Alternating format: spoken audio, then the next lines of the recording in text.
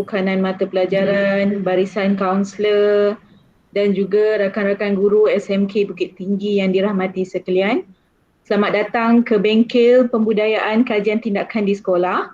Seperti yang semua maklum, bidang teknik dan vokasional telah mengadakan Minggu Teknik dan Vokasional bermula pada 23 Ogos yang lalu, dan salah satu aktiviti yang akan dijalankan pada Minggu Teknik dan Vokasional adalah Bengkel Pembudayaan Kajian Tindakan di Sekolah yang melibatkan guru-guru SMK Bukit Tinggi Klang.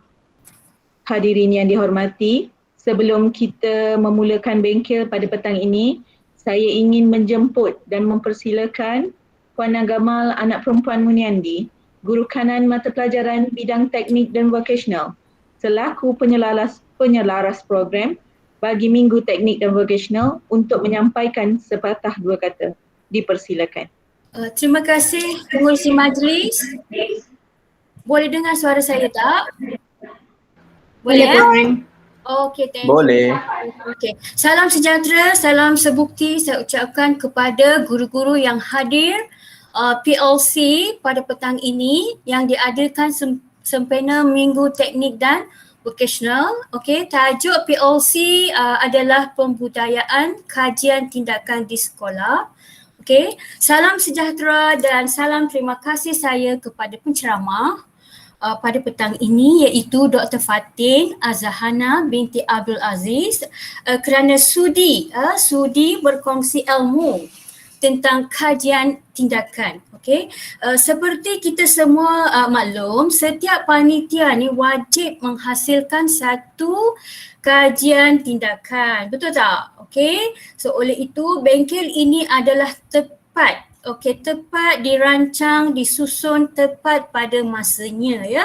Jadi harapan saya adalah setiap guru dapat menghasilkan satu kajian tindakan. Okey, satu kajian tindakan selepas habis belajar dekat bengkel ini ya. Lepas tu jika kajian tindakan tuan-tuan dan puan-puan terpilih lah ya, jadi akan dipanjangkan kepada PPD. Katalah di level PPD terpilih juga akan dipanjangkan ke jabatan pula. Jadi cikgu ada peluang untuk dapat guru inovasi. Betul tak? Nanti kita akan tanya penceramah kita ya macam mana. Okey, jadi sekian sajalah ucapan saya. Terima kasih sekali lagi kepada semua guru-guru yang sudi join walaupun sibuk dengan PDPR. Itulah semangat guru-guru sebukti untuk menembak ilmu ya. Jadi itu sahaja dari saya. Saya kembalikan majlis ini kepada Tuan Pengerusi Majlis. Dipersilakan. Tak dengar suara saya. Terima kasih kepada Puan Agamal di atas ucapan itu tadi. Hadirin yang dihormati, sebelum kita memulakan bengkel pembudayaan kajian tindakan di sekolah kita, suka untuk saya membacakan sedikit biodata penceramah kita pada hari ini. Nama diberi Fatin Azahana binti Abdul Aziz. Lebih mudah dipanggil dengan nama Dr. Fatin. Beliau dilahirkan di Kelantan dan beliau mempunyai kelayakan akademik ijazah sarjana muda pendidikan sains biologi dengan kepujian kelas pertama di UPSI.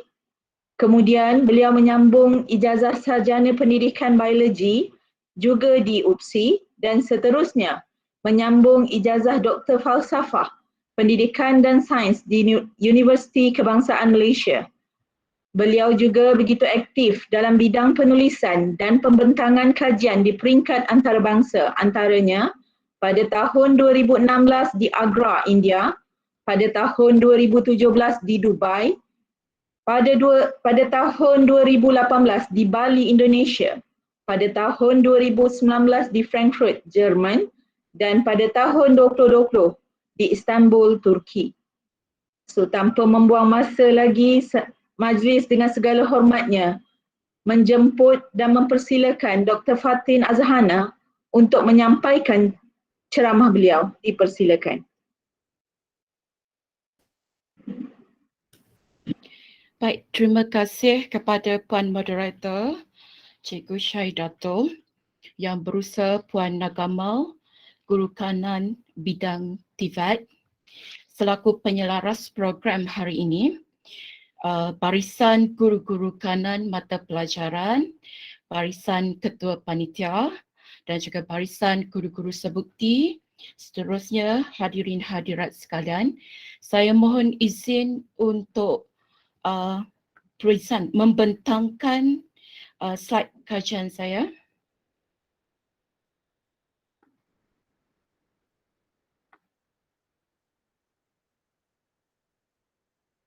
Cikgu dapat lihat slide? Boleh. Okey, terima kasih.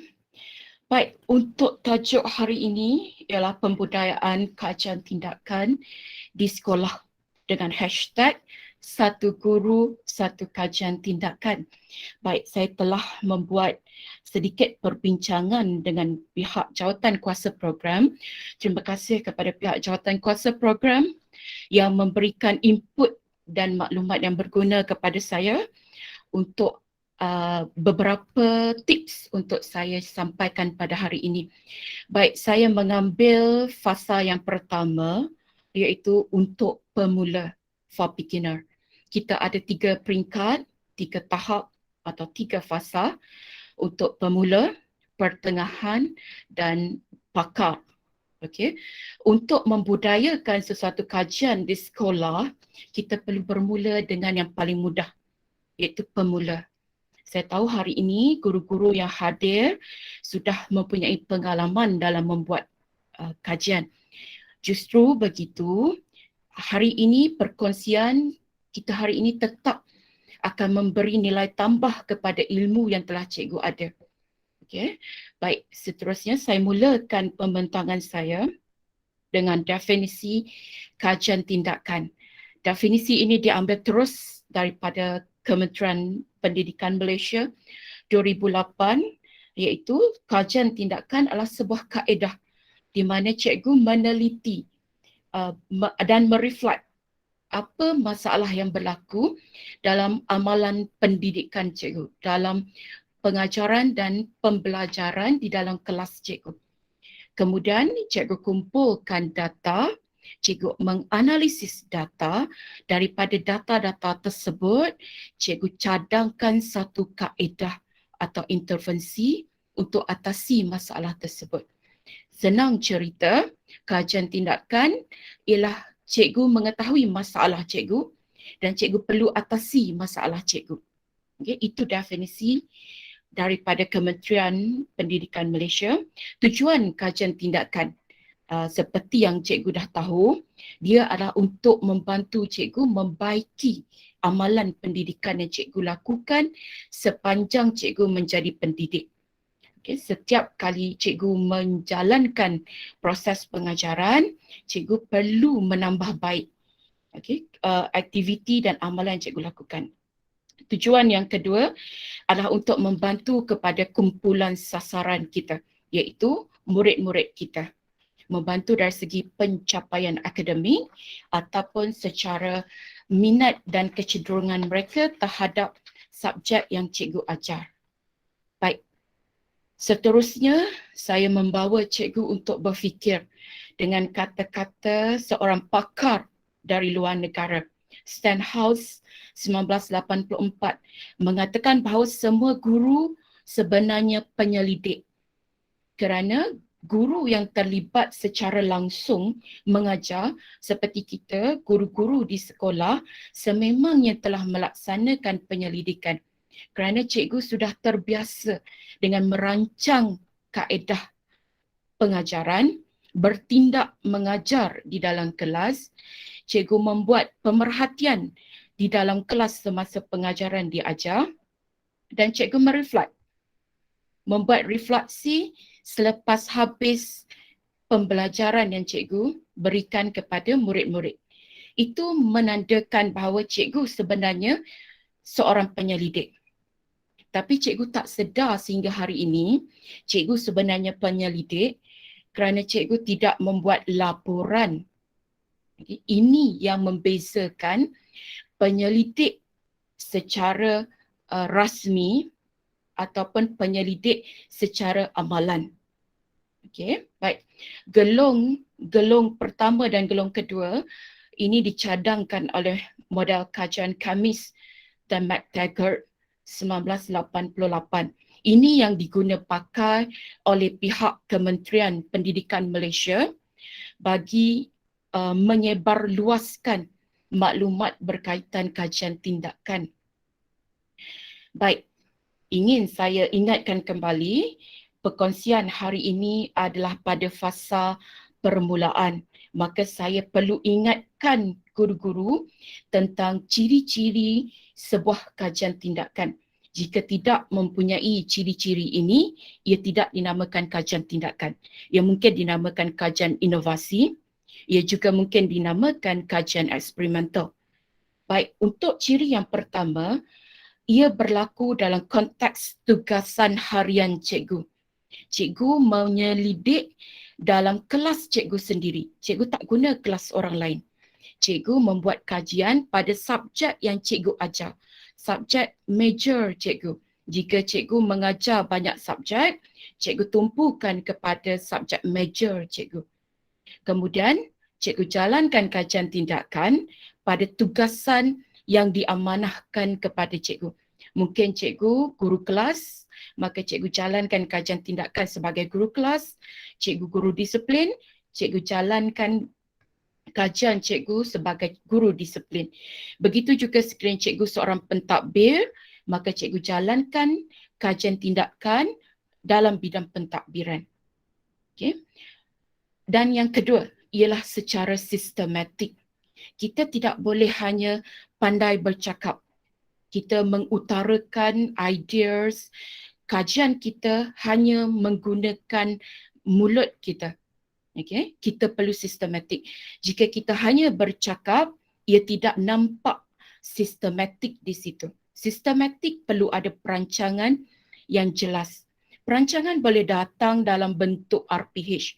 Rancangan pengajaran yang cikgu buat, itu sudah lengkap menunjukkan sistematik.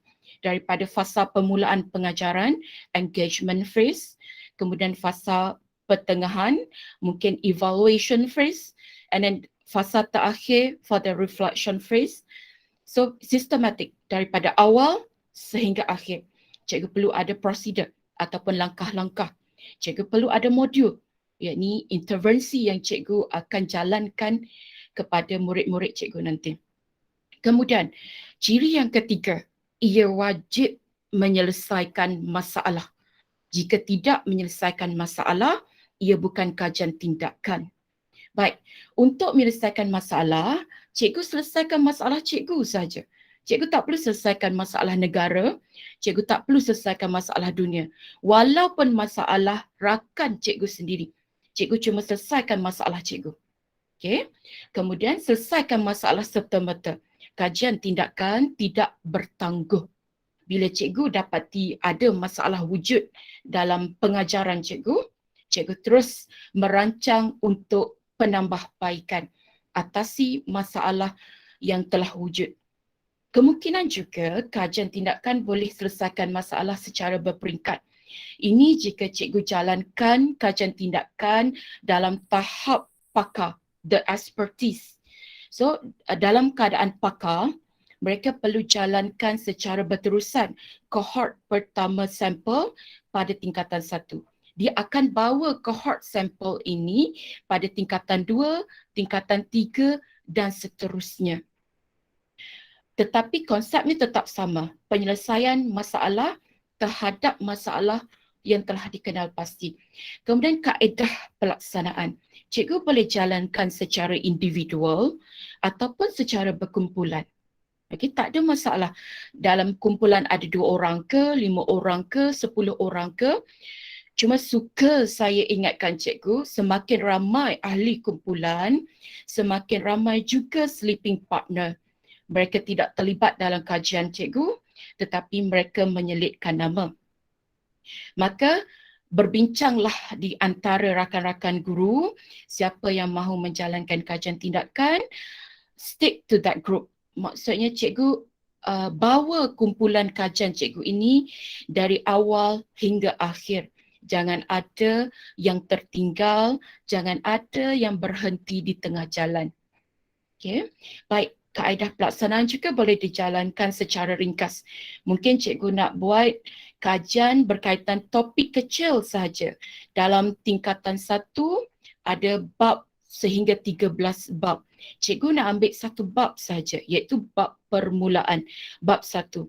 Cikgu boleh ambil bab 1 ataupun cikgu nak kecilkan lagi kajian cikgu. Cikgu ambil satu topik sahaja dalam bab 1 itu.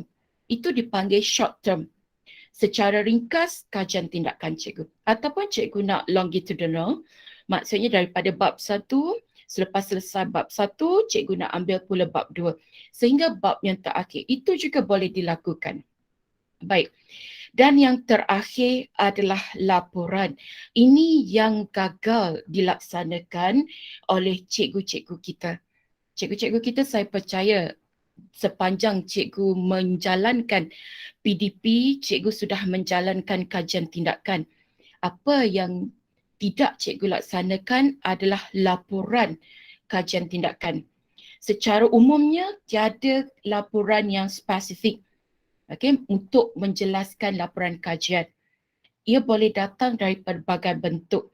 Jika cikgu membaca kajian daripada luar negara, mungkin cikgu dapati cara pelaporan mereka berbeza dengan pelaporan Kementerian Pendidikan Malaysia. Okay, so basically laporan itu tiada yang benar-benar format yang diperlukan. Tetapi ia ada format yang boleh dijadikan panduan dan panduan ini dikeluarkan oleh KPM sendiri. Tetapi walaupun begitu, KPM juga menyatakan di akhir manual kajian tindakan sebarang bentuk laporan yang boleh diterima dan diguna pakai adalah sah. Maksudnya KPM juga tidak memastikan bahawa setiap guru-guru di Malaysia mengikut format yang diberikan oleh KPM. Okay. Tapi hari ini saya bawa cikgu dan perkenalkan cikgu dengan format yang diberikan oleh KPM. Baik, sebelum saya pergi dengan lebih jauh, saya nak cikgu tahu dahulu definisi secara operasi. Awal tadi saya sebut definisi secara umum. Tapi bila kita nak menjadi penyelidik, operational definition ini adalah sangat penting kepada cikgu. Ia menjadi guide panduan kepada cikgu sepanjang menjalankan kajian. Baik, saya minta maaf slide saya nampak sedikit kecil. Saya letakkan kajian dan tindakan pada satu slide supaya cikgu nampak perbezaan operasi dari kajian dan dari tindakan. Ia adalah gabungan dua perkataan yang memberi operasi yang berbeza. Bila cikgu sebut kajian tindakan, hari ini cikgu dah boleh faham bahawa ada dua operasi yang cikgu perlu lakukan. Yang pertama iaitu kajian. Cikgu perlu menyelidik, mengenal pasti, meninjau, mengkaji masalah yang dihadapi dalam PDP cikgu. Punca terhadap isu yang timbul dalam PDP cikgu. Bagaimana cikgu nak tahu masalah? Melalui pemerhatian cikgu, melalui pengalaman cikgu. Maka refleksi daripada PDP yang telah lepas menjadi titik bermula cikgu mencari masalah. Mungkin minggu lepas cikgu dapati ada masalah bagi murid yang ingin menyelesaikan masalah melibatkan kemahiran ataupun masalah yang secara umum. Okey. Kemudian bila cikgu huraikan masalah, maksudnya cikgu ceritakan masalah yang dihadapi melalui pemerhatian dan pengalaman, masalah itu akan jadi banyak cikgu. Memang mustahil lah kalau ada guru yang kata mereka tidak mempunyai masalah langsung dalam amalan pengajaran mereka. Pasti ada. Maka bila cikgu meneliti dan menelusuri setiap pengalaman cikgu menjadi guru, cikgu akan letakkan masalah. Tapi cikgu akan terbawa dengan masalah yang terlalu besar. Bila cikgu baca balik tulisan cikgu, cikgu akan rasa berat sangat masalah ni untuk diselesaikan. Okey, maka cikgu perlu membuat satu fokus. Cikgu perlu kecilkan masalah cikgu. Bagaimana cikgu nak kecilkan masalah cikgu yang nampak terlalu banyak itu? Cikgu perlu cari puncanya. Apa punca murid tak boleh jawab soalan? Mungkin punca pertama ialah mereka tak faham konsep. So cikgu tackle punca utama. Ataupun cikgu mungkin tertanya, aku sahaja ke yang ada masalah ni dalam PDP? So cikgu mencari kajian-kajian lepas. Ataupun cikgu bertanya rakan-rakan guru, kau ada tak masalah aku sekarang? Okay? Ataupun cikgu baca jurnal. Rupanya ada di sekolah lain, mungkin di sekolah Tengku Ampuan Cemaah, sekolah sains dan SBP yang lain turut mengalami masalah yang sama. Maka cikgu letakkan perbincangan cikgu itu berdasarkan kajian Ali bin Ahmad daripada sekolah Tengku Ampuan Jamaah. Juga mengatakan bahawa murid-murid sukar untuk menjawab soalan yang melibatkan kemahiran aras tinggi, kemahiran berfikir aras tinggi. Di situ cikgu letakkan rujukan. Cikgu boleh cari daripada kajian luar negara, kajian dalam Malaysia, malah kajian dalam daerah yang sama. Dan cikgu letakkan rujukan cikgu. Di situ cikgu dah dapat fokus kajian. Masalah yang besar tadi, cikgu dah tahu nak tumpu kepada masalah yang mana satu. Okey. Kemudian selepas cikgu dah ada cadangan masalah apa yang nak diselesaikan, cikgu kena ada instrumen. Kita tidak boleh hanya assuming murid ada masalah kefahaman. Maka cikgu perlu buktikan betul murid ini ada masalah kefahaman. Di sini cikgu perlukan instrumen. Okay, instrumen boleh datang dalam bentuk soal selidik, boleh datang dalam bentuk temu bual cikgu, soal jawab cikgu di dalam kelas. Instrumen juga boleh datang dalam bentuk ujian diagnostik, iaitu pentaksiran akhir tahun, pentaksiran pertengahan, pentaksiran ujian bulanan. Ia juga boleh datang daripada pemerhatian. Cuma untuk kali ini, cikgu perlukan pemerhatian yang direkod. Awal tadi cukup untuk cikgu melihat secara general pemerhatian cikgu. Tapi untuk kali ini, cikgu perlu ada rekod. Pemerhatian cikgu mungkin direkod dalam bentuk video, gambar atau pencatatan. Begitu juga dengan temu bual. Cikgu tak boleh bersoal jawab dengan murid bagai angin yang lalu. Cikgu perlu ada catatan. Cikgu perlu ada rekod audio. Baik, selepas cikgu mendapatkan maklumat, data, maklum balas daripada murid-murid cikgu, cikgu menganalisis instrumen tadi. Analisis tinjauan masalah tadi. Untuk peringkat pemula, analisisnya sangat senang cikgu. Jika cikgu ada markah murid-murid, cikgu boleh presentkan dia, bentangkan dia dalam bentuk peratusan sahaja. 85 ke atas kategori murid yang cemerlang. 85 hingga 70 ataupun 85 hingga 80 kumpulan baik. So cikgu boleh gunakan dalam bentuk peratusan, jumlah, nilai minimum maksimum, nilai median iaitu nilai di tengah ataupun nilai mode, kekerapan markah. Mungkin dalam kelas cikgu ada 30 orang, kekerapan markah yang diperolehi adalah pada aras B iaitu 70 hingga 60. Okay. Kemudian median antara purata tengah dan juga min iaitu purata keseluruhan. Dalam 30 orang, jumlah markah purata yang diperolehi adalah sebanyak 60 markah. So itu saja analisis tinjauan masalah pada peringkat pemula. Jika cikgu masuk ke peringkat peringkat pertengahan dan peringkat pakar, barulah analisis data itu menjadi runut dan detail. Cikgu perlu pergi jauh dalam menganalisis masalah melalui instrumen yang cikgu gunakan. Okey. Kemudian bila cikgu dah ada satu analisis data, cikgu perlu laporkan dapatan analisis itu dalam bentuk yang mudah difahami oleh pembaca laporan cikgu. Mungkin cikgu letak dalam bentuk jadual, markah A, B, C, D, E dan nyatakan berapa orang dapat jumlah A, berapa markah tertinggi, berapa markah terendah dalam bentuk jadual. Maka yang membaca senang faham data yang cikgu kumpulkan. Ataupun cikgu nak letak dalam bentuk graf ataupun carta. Jika cikgu membuat analisis ataupun instrumen yang cikgu gunakan secara kualitatif, iaitu cikgu tak ada dapatan dari bentuk angka, tak ada markah, tapi cikgu ada permasalahan di situ. Cikgu akan bina kategori.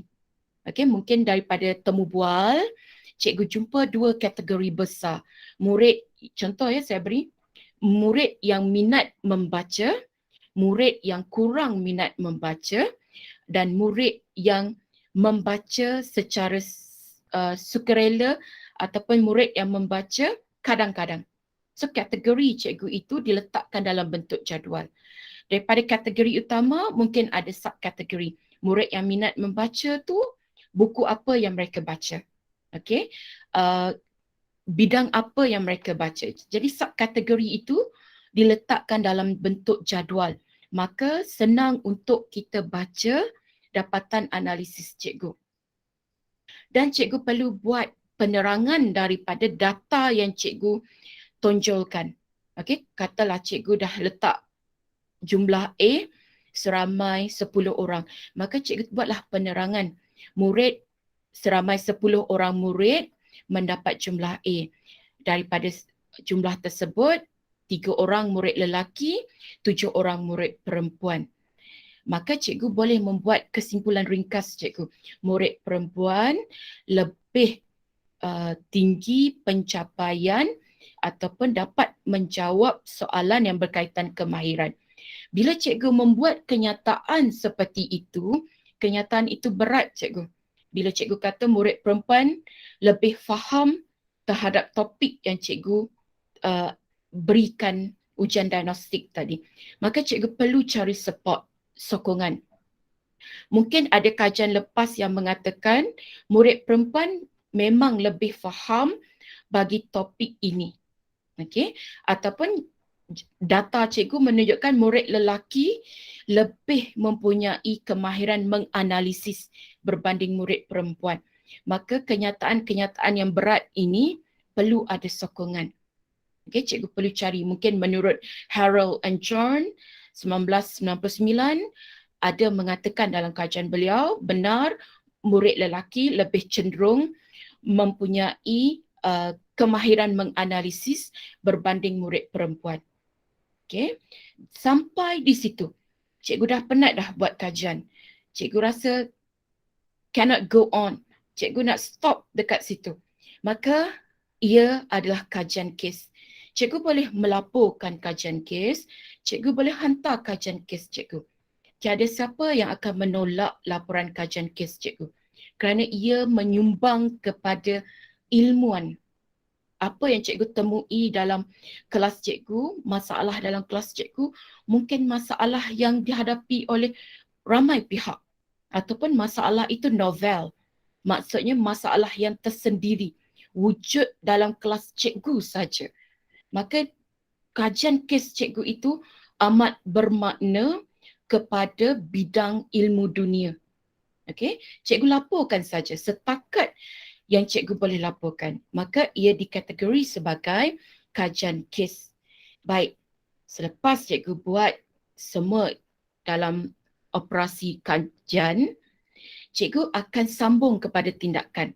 Okey, bila cikgu tak nak berhenti di kajian kes, cikgu sambung kepada tindakan. Operasi untuk tindakan ialah harus menyelesaikan masalah.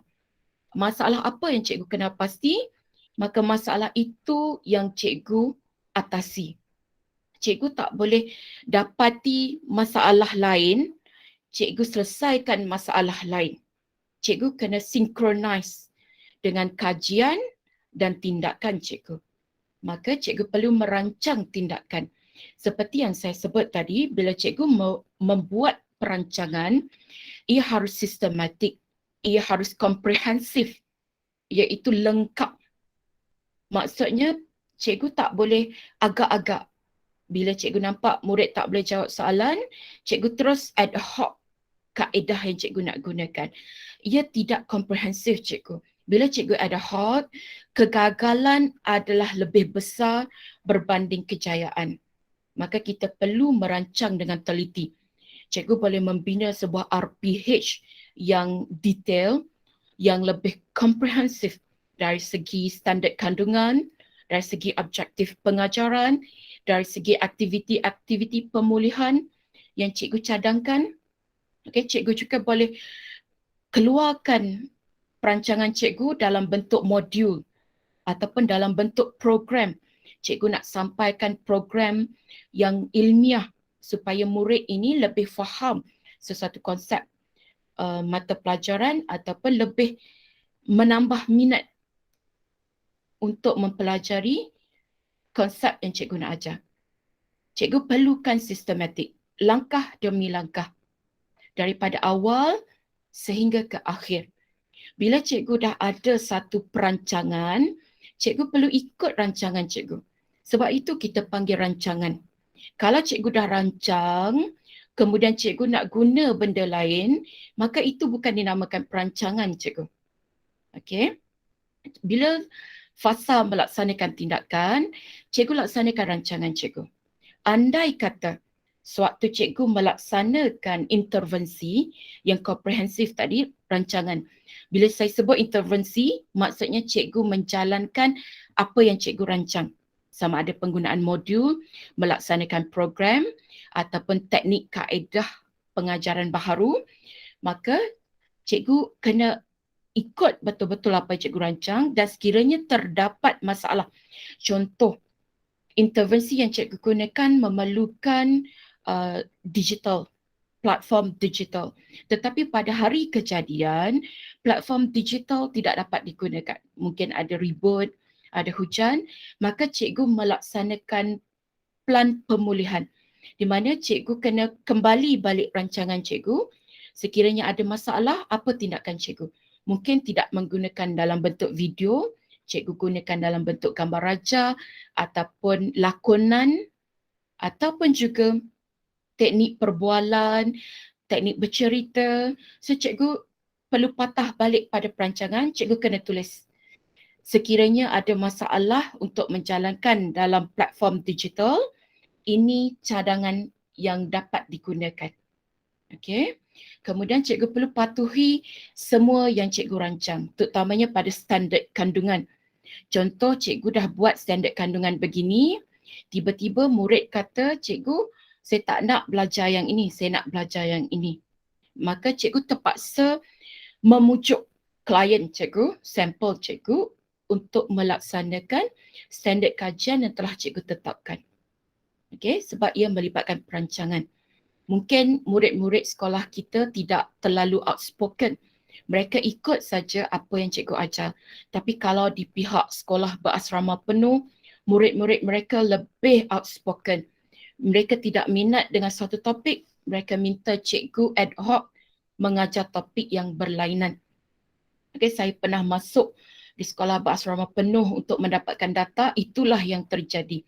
Bila perancangan telah dibuat, mereka tidak berminat dengan perancangan tersebut. Maka ad hoc perlu dilakukan melalui perancangan secara ad hoc juga. Kita perlu buat penambahbaikan. Baik. Kemudian selepas cikgu menjalankan intervensi, habis 1 jam cikgu mengajar dari fasa engagement, permulaan sehingga fasa refleksi, maka cikgu perlu melihat keberkesanan intervensi cikgu. Jika boleh, cikgu takbirkan instrumen keberkesanan itu Sebaik sahaja intervensi selesai. Jika tidak mampu, selepas itu, mungkin 2 hari, 3 hari, cikgu jangan biarkan terlalu lama. Murid kita mudah lupa. Maka cikgu takbirkan instrumen. Tadi cikgu dah guna instrumen. Contoh cikgu dah guna instrumen soal selidik, maka cikgu takbirkan balik instrumen soal selidik. Pada tinjauan kita panggil instrumen pra-instrumen. Untuk diagnosis keberkesanan intervensi yang cikgu jalankan, kita panggil instrumen pasca. Ia boleh sama atau ia boleh distrukturkan kembali. Contoh soalan pentaksiran. Mungkin pada ujian pra, murid dah jawab, cikgu nak elak mereka mengingat contoh soalan, maka cikgu tukarkan kedudukan soalan. Tapi aras kesukarannya harus sama, konten, isi kandungan juga harus sama, standard kandungan juga harus sama. Okey. Selepas cikgu mentadbir instrumen pasca, cikgu perlu collect data, dapatkan data tersebut. Cikgu perlu menganalisis lagi sekali. Tapi untuk analisis kali ini, cikgu dah perlu membuat perbandingan. Tadi cikgu cuma nyatakan saja murid lemah menjawab soalan yang melibatkan kemahiran aras tinggi. Kemahiran berfikir, aras tinggi. Jadi cikgu comparekan selepas intervensi yang cikgu jalankan, adakah meningkat kemahiran berfikir mereka. Okey, comparekan analisis data cikgu. Mudah saja, menggunakan peratusan, gunakan nilai minimum maksimum, gunakan mean, mode, median, gunakan nilai ataupun tema-tema kategori yang cikgu gunakan pada awalnya untuk cikgu buat perbandingan sama ada pascakah lebih baik ataupun ujian pra itu lebih baik. Jika ujian pasca lebih rendah berbanding ujian pra, maksudnya intervensi cikgu gagal. Tapi cikgu jangan susah hati, cikgu boleh laporkan saja. Kegagalan sesuatu intervensi boleh dibaik pulih. Mungkin pada peringkat perancangan ada masalah dan cikgu perlu betulkan di situ. Selepas itu laporan keberkesanan tindakan, bermaksud cikgu perlu letakkan dia dalam bentuk jadual, dalam bentuk graf, dalam bentuk cartapai supaya senang untuk difahami. Selepas itu, cikgu menulis sedikitlah kesimpulan ringkas daripada overall, daripada keseluruhan kajian tindakan, daripada masalah, kemudian atasi masalah beserta dengan rujukan. Rupanya apa yang cikgu telah buat ini juga telah mungkin dicadangkan oleh pengkaji lain di negeri lain ataupun di negara lain ataupun di aras kelompok murid yang berbeza. Mungkin di peringkat universiti, di peringkat sekolah rendah. Okey, baik. Kemudian yang terakhir adalah kajian lanjutan. Ini yang paling senang cikgu. Cikgu pass button saja. Cikgu dah tak nak buat kajian yang pelik-pelik, cikgu suruh orang lain buat. So itu kajian lanjutan. Seterusnya cikgu menulis laporan. Baik. Dan cikgu mesti tertanya apa beza antara beginners, intermediate dan expert. Okey, untuk perbandingan tahap kajian tindakan, memang banyak cikgu saya tulis dalam slide, tapi cikgu dengar saja saya ringkaskan. Untuk perbezaan antara ketiga-tiga fasa ini adalah dari instrumen dan juga intervensi dan juga dari kaedah menganalisis data. Untuk pemula, kita semua ni untuk pemula, cikgu boleh guna instrumen yang sedia ada. Cikgu boleh ambil soalan pentaksiran dari internet, cikgu boleh ambil soal selidik dari internet, temu bual dari internet, cikgu boleh ambil yang telah sedia ada. Tetapi cikgu perlu kredit hak milik kepada pemilik asas sebenar. Contoh, cikgu kena buatlah ayat sikit. Instrumen soal selidik ini diambil daripada Harold and John 2019. Itu sudah memadai. Kemudian, cikgu boleh buat perubahan secara fizikal. Contoh, mungkin instrumen yang cikgu ambil itu dalam bentuk kertas. Cikgu ubah dia ke dalam bentuk digital. Google Form, Microsoft Form, emails ataupun secara quizzes, tapi ia tetap bukan hak milik cikgu. Cikgu ubah dari kertas kepada digital platform, ia tetap milik pemilik asal. Begitu juga penukaran bahasa secara harfiah, iaitu secara literally. Cikgu tukar words by words. Cikgu tak ubah laras bahasa, cikgu tak ubah kefahaman apa yang dia nak sampaikan. Maka itu juga tetap dikreditkan kepada pemilik asal. Cikgu tak boleh cakap cikgu punya. Jika cikgu bentangkan di peringkat antarabangsa, ada yang dapat tahu cikgu guna yang dia punya, cikgu akan ada masalah. Okay? Cikgu akan mungkin boleh tindakan etika seorang penyelidik. Begitu juga dengan tulisan ditukar kepada gambar raja. Mungkin tulisan tu sebut television. Cikgu tukar letak gambar television tersebut. Itu juga tidak menjadikan instrumen itu hak milik cikgu. Cikgu tetap ambil yang sedia ada. Itu pemula. Cikgu boleh guna instrumen sedia ada, intervensi sedia ada. Modul yang telah dikeluarkan oleh KPM, modul yang telah dikeluarkan oleh Jabatan Pendidikan Negeri, cikgu boleh guna untuk atasi masalah cikgu.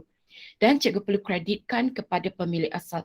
Kemudian dari segi kaedah analisis data, seperti yang cikgu dah tahu tadi, secara deskriptif statistik sahaja. Mean, mode, median, peratusan, nilai min, max, julat dan jumlah. Okey, untuk pertengahan, bezanya adalah adaptasi. Adaptasi terhadap instrumen dan intervensi yang sedia ada. Beza ya cikgu, perubahan secara fizikal dengan adaptation. Adaptasi ini adalah penyesuaian. Cikgu sesuaikan isi kandungan pelajaran.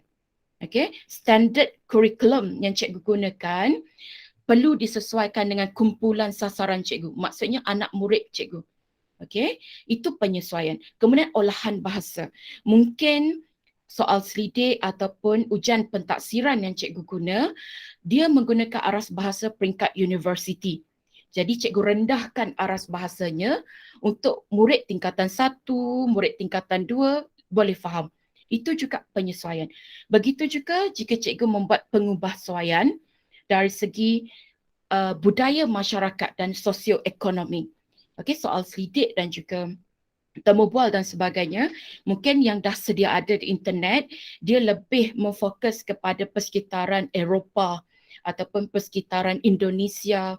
Maka cikgu perlu bawa kepada sosioekonomi dan budaya di Malaysia. Itu juga penyesuaian. Ataupun cikgu nampak satu instrumen tidak memadai. Cikgu guna 2 instrumen berbeza, cikgu gabungkan jadi satu. Maka ia lebih lengkap untuk cikgu gunakan kepada murid-murid cikgu.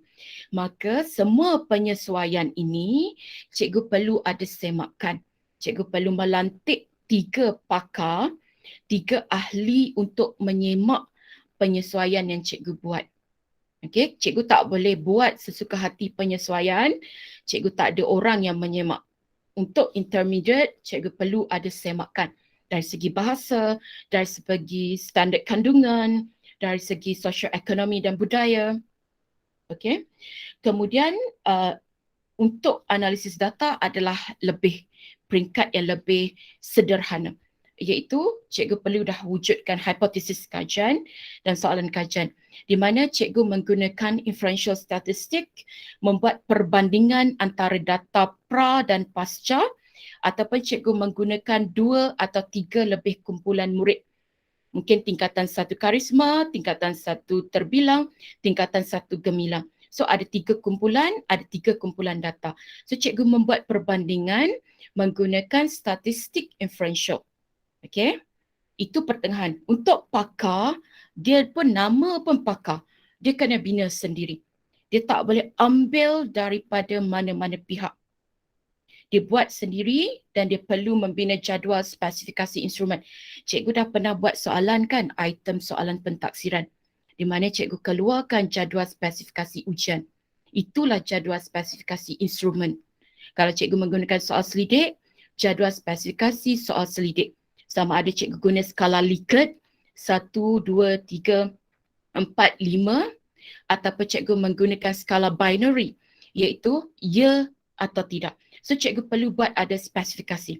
Kemudian storyboard intervensi, di mana cikgu nak buat sesuatu modul ataupun intervensi kaedah cikgu perlu ada storyboard. Daripada permulanya apa, di pertengahan apa, di akhirnya apa. Okey, kemudian cikgu perlu melantik pihak yang bersesuaian untuk semakan dan pengesahan. Untuk pengetahuan cikgu, kalau sekadar semak, ramai yang sanggup cikgu. Ramai yang sanggup untuk semak apa yang cikgu buat. Tapi untuk pengesahan, profesor pun akan ada banyak kriteria yang dia nak untuk disahkan. Terutama kalau cikgu nak bentangkan di peringkat antarabangsa. Sebab liability jatuh kepada pengesah. Okey, cikgu mungkin perlukan 3 orang pakar sehingga 5 orang pakar. Selepas cikgu dapatkan pengesahan, cikgu perlu buat ujian kebolehpercayaan dan kesahan instrumen. Cikgu mesti dah ingat waktu di peringkat universiti dahulu, cikgu ada buat soalan dan cikgu kena buat takbirkan soalan. Maksudnya kebolehgunaan soalan itu.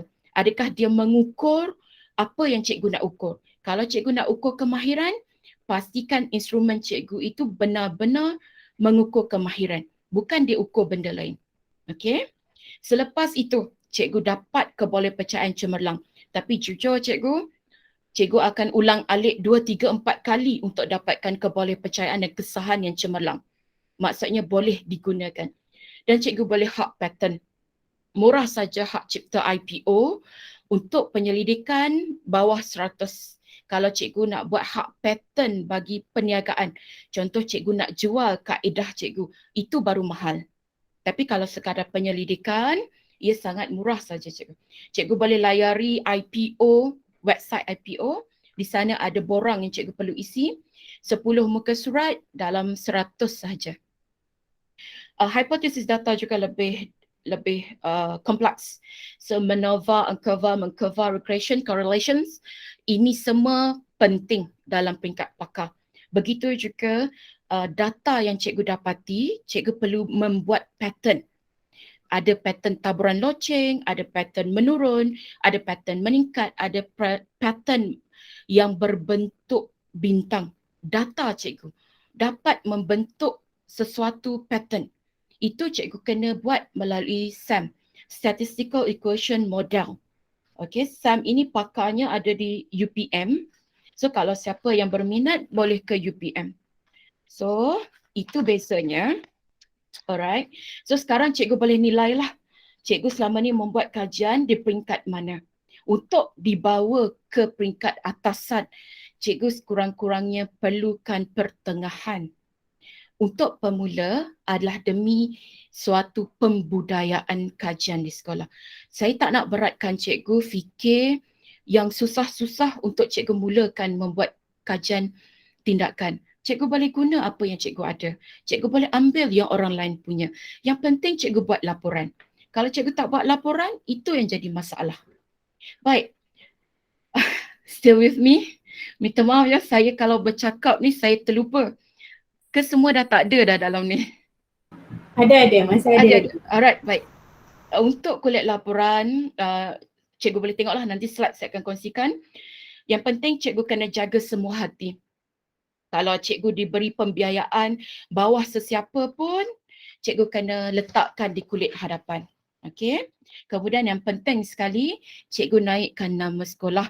Nama sekolah kita sudah naik di peringkat di Frankfurt juga dan juga di Turki. Saya telah bawa naik nama sekolah menengah kebangsaan Bukit Tinggi di sana.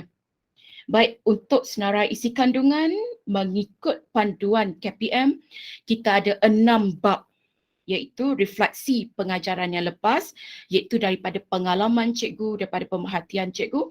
Kemudian 2.0, fokus kajian. Yang saya minta cikgu kecilkan masalah cikgu. Jangan nak selesaikan semua masalah, fokuskan kajian cikgu. Dapatkan rujukan daripada kajian lepas. Kemudian cikgu bina objektif kajian 3.0. Kemudian cikgu tetapkan kumpulan sasaran. Seperti biasa, kumpulan sasaran adalah kelas cikgu. Jangan guna kelas orang lain cikgu. Nanti susah.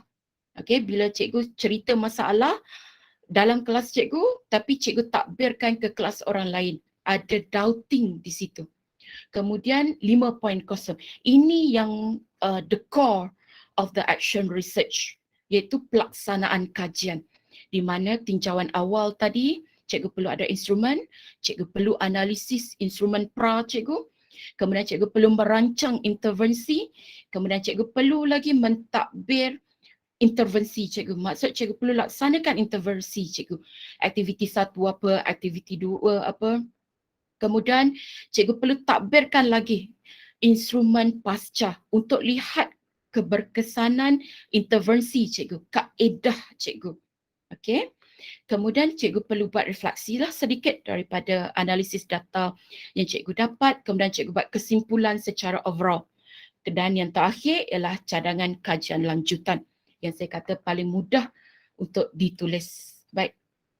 Untuk penghargaan seperti biasa saya sebut lagi, jaga semua hati. Kalau ada pembiayaan maka cikgu perlu menghargai setiap pembiayaan cikgu terima, dan juga of course cikgu perlu menghargai Ketua Jabatan kita Tuan Haji Sabri bin Baharum yang mengizinkan cikgu menjalankan kajian tindakan. Sebab kajian tindakan dijalankan di sekolah cikgu sendiri, dalam kelas cikgu sendiri, yang memberi izin adalah pengetua. Cikgu boleh saja nak menulis penghargaan kepada suami, kepada isteri, kepada ibu bapa, kepada anak-anak, boleh saja cikgu. Saya tak ada masalah. Tapi secara profesional, berilah penghargaan secara profesional. Tapi jika cikgu fikir untuk menghargai keluarga itu lebih baik, maka cikgu letak. Saya tak ada masalah. Saya terbuka orangnya menerima penghargaan yang ditulis. Next, ialah abstrak. Ini muka surat pertama yang saya minta cikgu belajar menulis. Cikgu, saya minta 10 muka surat saja cikgu untuk beginners. Okey, tak banyak apa, 10 muka surat untuk abstrak. Cikgu perlu ada tujuan, kumpulan sasaran, fokus kajian tindakan, tinjauan masalah cikgu, pelaksanaan kajian cikgu, dapatan cikgu. Okay, so saya dah rangkumkan. Yang ini kita akan patah balik sebab abstrak ditulis setelah lengkap kajian tindakan.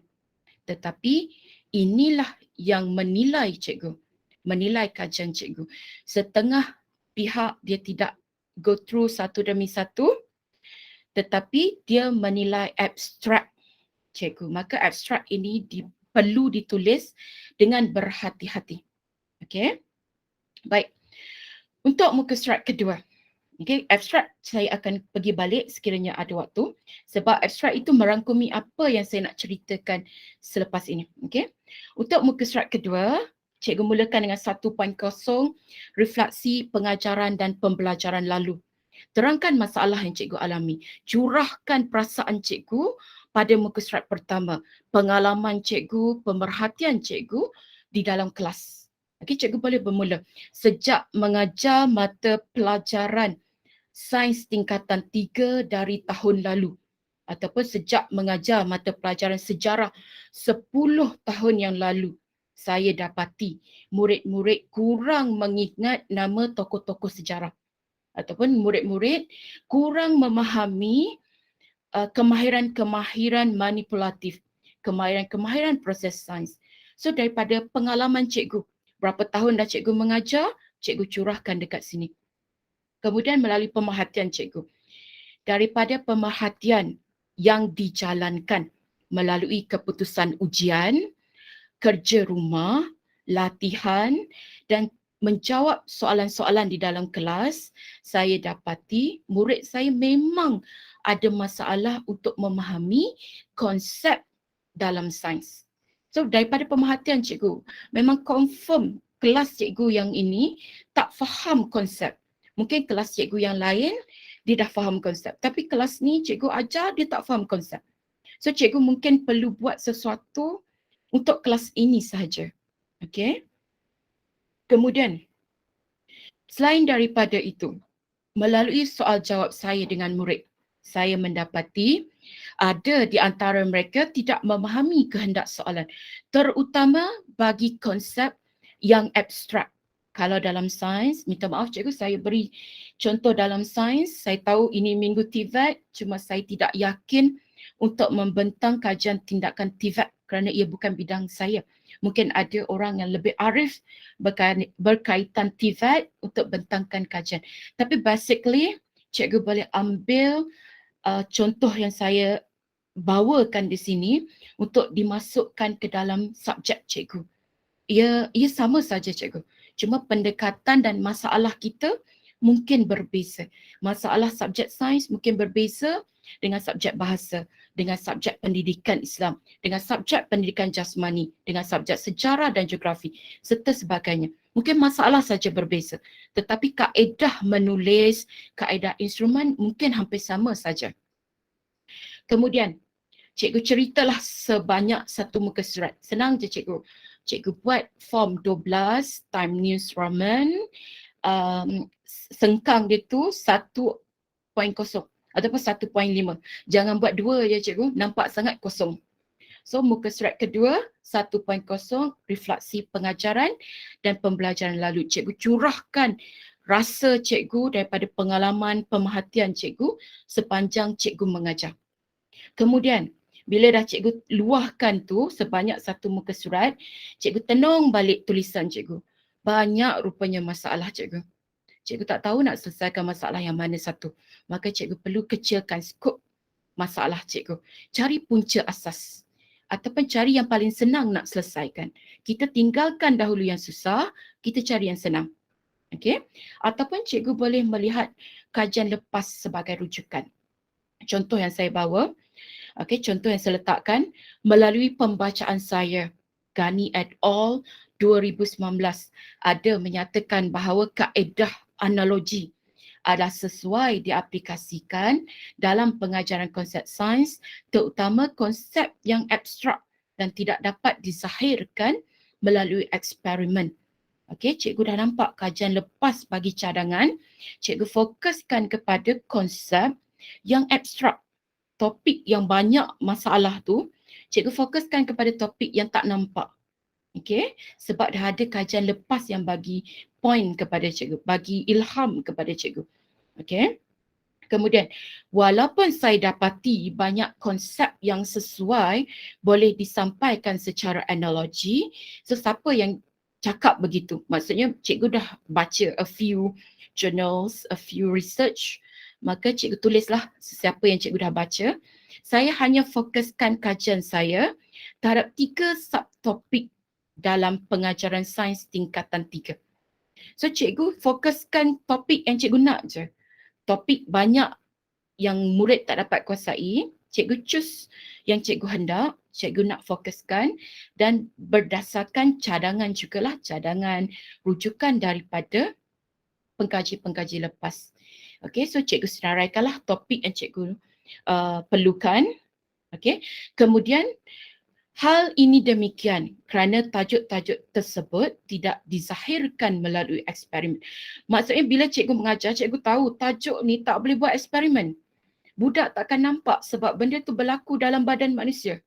Kecuali menunjukkan video sahaja. Okay, so cikgu ambil tackle topik ini. Okay, daripada situ kenapa cikgu tackle? Kerana ada kajian lepas yang mencadangkan. Okey, tapi cikgu perlu juga keluarkan pendapat cikgu. Justru itu, saya berpendapat murid-murid saya sukar menguasai kemahiran ini kerana tajuk-tajuk tersebut sukar dilaksanakan melalui eksperimen. Okey, walaupun cikgu dapati nasihat daripada kajian lepas, cikgu dapat nasihat daripada ketua jabatan cikgu, cikgu dapat nasihat daripada rakan cikgu, tetap pendapat cikgu perlu diutamakan. So pendapat cikgu perlulah based on apa yang cikgu dah baca tu. Jangan pendapat yang berlainan pula. Jikalau pendapat cikgu berlainan, cikgu carilah siapa yang berpendapat seperti cikgu. Dunia ni luas cikgu, pendapat cikgu tak diterima, cikgu cari kelompok yang boleh terima pendapat cikgu. Asalkan ia dalam normal masyarakat yang betul. Jangan pendapat cikgu yang tidak boleh diterima oleh norma-norma masyarakat. Selepas fokus kajian, cikgu tulis satu muka surat. Dia akan cukup cikgu muka surat. Bila cikgu baca 2 saja kajian lepas, cikgu rasa semua nak tulis. Okay, cikgu akan mengalami masalah seperti saya. Iaitu saya banyak nak menulis. Tapi saya punya boss dekat EPRD selalu cakap, Dr. Fatin, reduce your writing. Reduce. Sebab apa? Terlalu banyak. Bila banyak kita hantar, EPRD kena bayar mahal dekat conference. So dia minta dalam 20 muka surat saja. So dia minta reduce. Di situ saya sukar nak reduce sebab bagi saya semuanya ilmu. Okay, so bila cikgu menulis fokus kajian, senang cikgu. Cikgu dapat banyak rujukan, cikgu letakkan saja. Kemudian objektif kajian, muka surat yang keempat. Cikgu tulis objektif umum. Ditulis secara umum, pencapaian jangka masa panjang. Kenapa cikgu buat semua kaedah ini? Cikgu nak murid boleh dapat cemerlang dalam pentaksiran tingkatan 3 ataupun dapat cemerlang dalam pentaksiran akhir tahun. Dapat cemerlang dalam ujian peperiksaan sijil pelajaran Malaysia. Secara umum, kita buat sesuatu untuk jangka masa panjang. Mungkin juga bukan dalam bentuk peperiksaan, cikgu nak supaya murid dapat meningkatkan kemahiran dalam mengaplikasikan bahan radas eksperimen dan sebagainya. Okay, ia lebih meluas dan dalam jangka masa panjang. Itu objektif umum. Kemudian cikgu tulis pula objektif khusus, iaitu ditulis lebih terperinci dan jangka masanya pendek. Contoh, meningkatkan bilangan murid yang dapat menjawab soalan yang betul berkaitan maklumat yang abstrak dalam topik pertukaran gas oksigen dan karbon dioksida. So, dia lebih kecil dan lebih tertumpu. Cikgu nak apa? Cikgu nak tingkatkan bilangan yang dapat jawab soalan dalam topik pertukaran gas. So, jelas nampak lebih kecil dan terperinci. Ataupun cikgu nak meningkatkan pengetahuan murid untuk menjawab soalan pada bahagian B, mungkin pada bahagian C. So cikgu eksplisit, maksudnya daripada eksplisit tu cikgu masukkan lebih terperinci. Eksplisit ni dia luas cikgu. Cikgu pilih bahagian A ke B ke C. So itu lebih terperinci. Okay, contoh nak buat ayat, cikgu boleh tengok dalam slide saya, juga cikgu boleh tengok dalam laporan kajian-kajian yang lepas. So cikgu senang saja sebab cikgu dah pernah membuat objektif pembelajaran. So sekurangnya murid dapat menjawab 3 soalan dengan betul bagi topik A. So bila cikgu dah sentiasa tulis RPH, standard pengajaran ataupun objektif pengajaran, maka senanglah cikgu tulis objektif khusus. Okay. Kemudian 4.0, dalam muka surat yang sama, kumpulan sasaran. So cikgu kena nyatakanlah 35 orang murid tingkatan 3 karisma. Tahun 2019 SMK Bukit Tinggi. Kenapa cikgu kena tulis? Sebab orang tahu cikgu buat dekat mana. Kalau kajian lain, dia memang tutup. Okay, sebab kajian eksperimental, kajian inovasi, mereka akan tutup kumpulan sampel mereka. Okay, di sebuah sekolah, di dalam sebuah daerah, di dalam sebuah negara. Seboleh-bolehnya dia tak nak bagi tahu dekat mana dia buat. Okay, tapi untuk kajian tindakan, cikgu boleh letak. Sebab orang tahu cikgu buat dengan siapa. Okay, so jika dalam kajian cikgu pentingkan jantina, maka cikgu tulislah terdiri daripada 17 orang murid lelaki dan 18 orang murid perempuan. Jika cikgu pentingkan dari segi bangsa, maka cikgu tulislah terdapat seramai 13 murid Cina, 13 murid Melayu dan 10 murid India. Okey, mana-manalah. Jika cikgu pentingkan sesuatu kriteria, maka cikgu tulislah dalam kumpulan sasaran. Cikgu juga boleh letak tabel responden atau table samples. Ini cikgu tulis dalam ayat. Okey.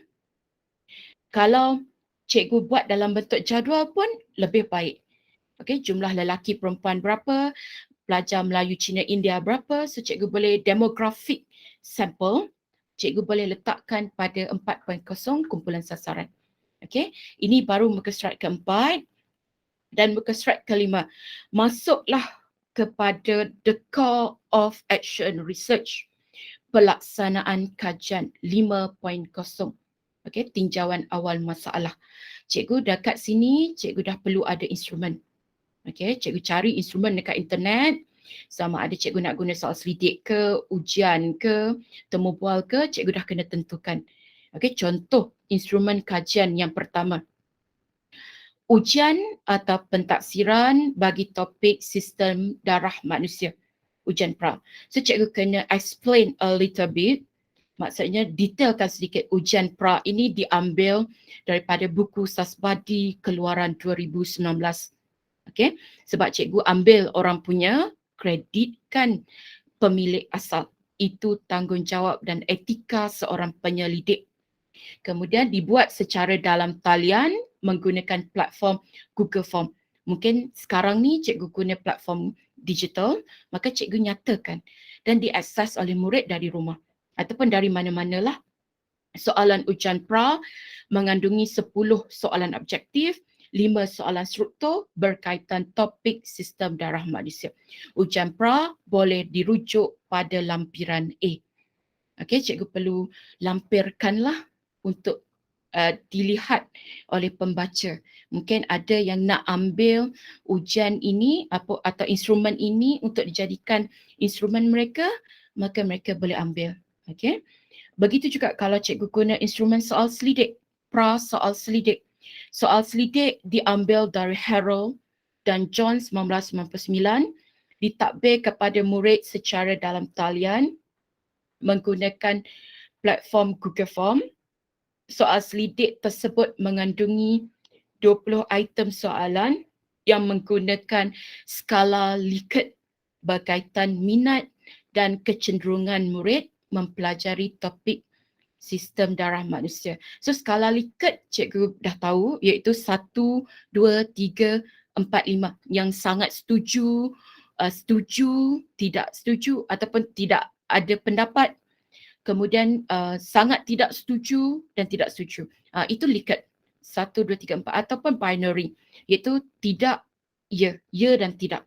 Okey, so cikgu perlu jelaskan di bahagian tinjauan awal ini.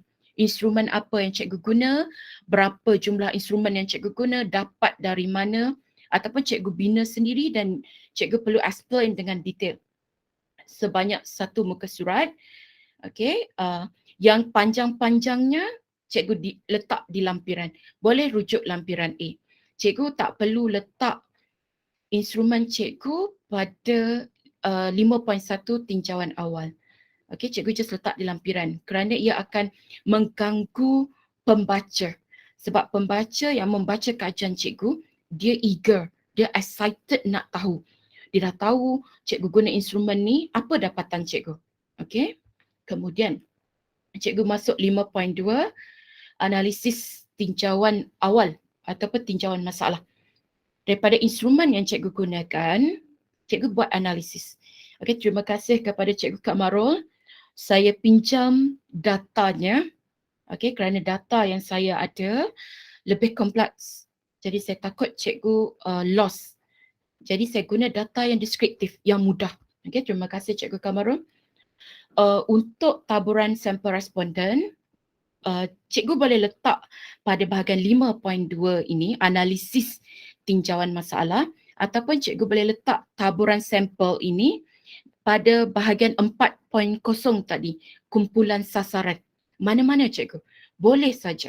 Okey, cikgu explainlah sedikit. 26 orang murid lelaki, 40 orang murid perempuan, total semua 16 orang. Okey, daripada kelas apa, 3 bestari ke, 3 efisien ke, 3 sukses ke. So cikgu setiap kali cikgu ada jadual analisis data, cikgu perlu buat penerangan.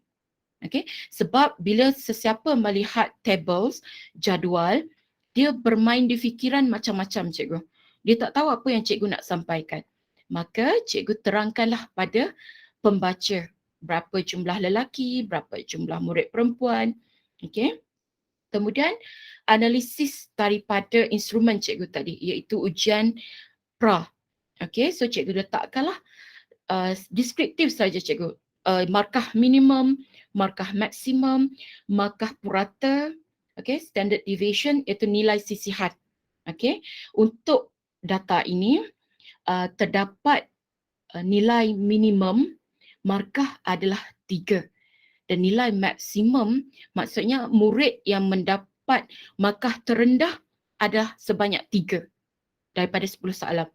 Okey, jumlah maksimum ialah betul semua, iaitu 10 markah.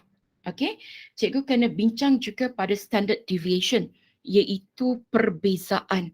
Maksudnya lebih daripada 2, perbezaan itu adalah terlalu besar. Maksudnya ada murid yang pandai sangat dalam kelas cikgu sehingga dapat markah penuh dan ada murid yang kurang sikit sebab dapat markah 3 saja. Okey, so cikgu kena huraikan juga di situ. Ujian pra cikgu ada masalah di mana ada murid yang dapat markah terlalu rendah, ada murid yang dapat markah terlalu tinggi ataupun full mark. Ataupun cikgu nak terangkan dari segi markah purata. So markah purata yang diperolehi dalam kelas cikgu adalah sebanyak 7. Markahnya 7. So bagi saya is good lah. Daripada 10 soalan, markah purata adalah 7. Okay. Tapi cikgu nampak tak ras interest here ialah masalah cikgu ialah jurang yang terlalu besar. Okay, dekat situlah cikgu tahu masalah sebenar bukan murid tak boleh jawab soalan, tapi ada setengah murid yang tak dapat jawab. Okay, so cikgu daripada tinjauan awal ini cikgu dapat fokus kajian cikgu yang lebih detail. Okay, daripada cikgu kata sebenarnya murid kelas cikgu ni tak boleh jawab soalan. Tapi bila melalui data, rupanya ada yang boleh jawab dan ada yang tak boleh jawab. Okay. Daripada situ, cikgu tackle untuk penambahbaikan. Okay. Dan sekiranya cikgu nak bezakan melalui lelaki perempuan dan cikgu perlu ada data lah. Murid lelaki memperolehi markah min berapa berbanding murid perempuan. Okay, kalau markah min murid lelaki lebih tinggi, maka cikgu boleh buat ringkasan kesimpulan murid lelaki lebih mencapai, lebih meningkat ataupun lebih faham untuk menjawab soalan kemahiran berfikir berbanding murid perempuan. Dan cikgu perlu ada support cikgu. Data yang melibatkan jantina, data yang melibatkan umur, data yang melibatkan bidang. Ia adalah kenyataan yang berat. Cikgu tak boleh sesuka hati kata murid lelaki lebih pandai daripada murid perempuan. Walaupun cikgu rasa ia benar bagi kelas cikgu. Okay? Kenyataan yang berat perlu ada sokongan daripada pengkajian lain juga. Okay? Kita tak boleh syok sendiri memberi kenyataan yang bias. Walaupun ia ditunjukkan dalam data kelas cikgu. Kemudian, analisis data soal selidik, senang saja cikgu. Cikgu dapatkan dari segi frekuensi dan juga percentage. Okey, yang ini Cikgu Kamarul buat berkaitan peranti PDPR. Okey, yang mana menggunakan laptop ataupun smartphone. So smartphone ini 56 orang secara sendiri. Maksudnya mereka ada peranti mereka sendiri. So 56 orang. Dan mereka yang tak ada peranti sendiri berkongsi dengan rakan yang lain, berkongsi dengan adik-beradik yang lain seramai 10 orang. Okay, total jumlah responden adalah 66. So bermaksud di sini masalah peranti bukan menjadi satu isu. Sebab murid-murid kita ada peranti masing-masing. Untuk kelas Cikgu Kamarul, dia tak boleh samakan dengan kelas Cikgu Fatin dengan kelas cikgu lain. Okey, sebab masalah kita berbeza cikgu. Okey. Dan cikgu perlu explain lah 84%, 94%. So cikgu explain daripada jadual cikgu. Kemudian selepas cikgu dah dapat analisis data, cikgu mulakan perancangan tindakan, iaitu ada intervensi. Yang saya sebutkan, cikgu perlu ada RPH. Cikgu perlu pastikan standard kandungan cikgu betul, objektif pengajaran cikgu itu tepat mengukur kehendak standard kandungan, tempoh masa Cikgu perlu tentukan. Cikgu tak boleh tengoklah berapa lama boleh kita tetapkan, tak boleh.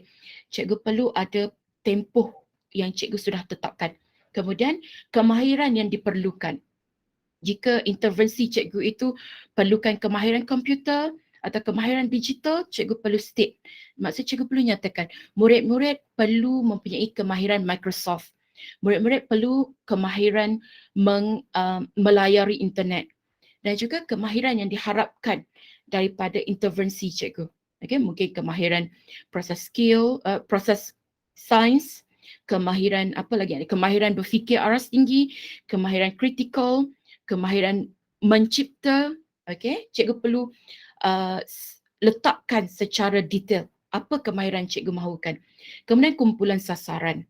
Okay, pastikan intervensi yang cikgu rancang tepat untuk anak murid cikgu. Okay, tambah-tambah jika cikgu guna intervensi yang sedia ada.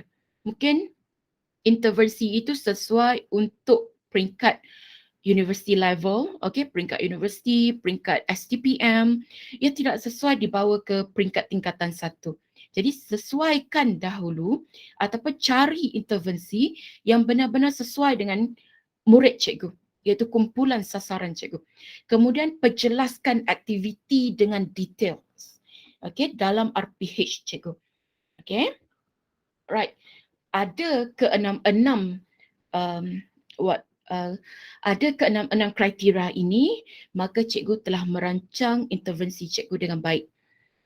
Maka cikgu boleh bergerak ke 5.4, pelaksanaan tindakan. Cikgu ujilah dahulu intervensi cikgu ini kena tak pada murid-murid. Okay, so cikgu mula jalankan aktiviti 1, berapa masanya. Rancangan cikgu untuk aktiviti 1, 5 minit sahaja.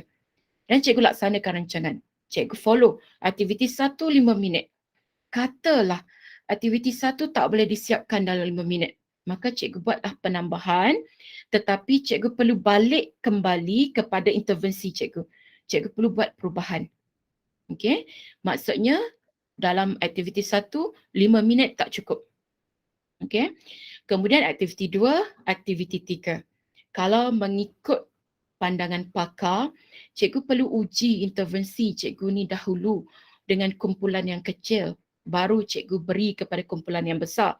Tapi jika cikgu sukar nak melakukan itu, maka cikgu takbirkan sahaja.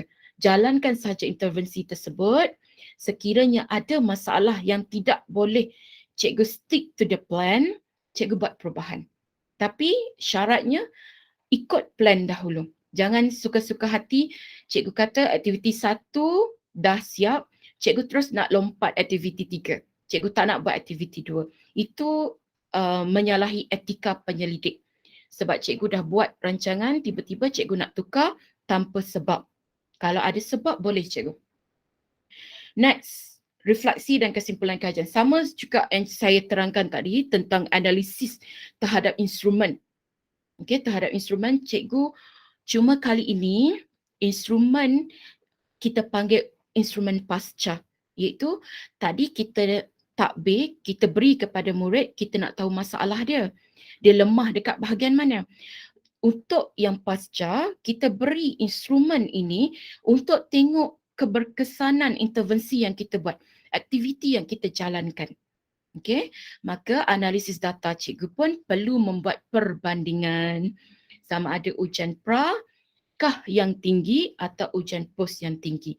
Kalau ujian pra lebih baik berbanding ujian pasca, maka intervensi yang cikgu jalankan adalah gagal dan tidak sesuai untuk address this problem. Okay, tak apa cikgu, cikgu laporkan saja. Mungkin intervensi ini ada silap di mana-mana. Mungkin cikgu boleh membuat perubahan dan cuba pada kumpulan sasaran yang lain pula. Okay, cikgu kena ada penerangan sedikit seperti berdasarkan data jadual 4 menunjukkan nilai min bagi ujian pra adalah lebih tinggi daripada nilai min ujian pasca. Okay, nampak tak cikgu? The red flag there. Ujian pra lebih tinggi daripada ujian pasca. Sedangkan instrumen yang cikgu gunakan adalah hampir sama dengan ujian pra. Maksudnya soalan yang sama saja cikgu berikan kepada murid selepas intervensi ditadbir. Okey. So maksudnya intervensi itu ada masalah. Cikgu perlu buat penambahbaikan ataupun cikgu laporkan saja. Tidak ada salah pun melaporkan sebuah kajian yang gagal. Ia juga merupakan satu bentuk ilmu yang menjadi satu kaedah ataupun satu benda baharu untuk kita tolong selesaikan. Maksudnya pengkaji yang akan datang mungkin nampak silapnya di mana cikgu. Intervensi cikgu gagal. Okey.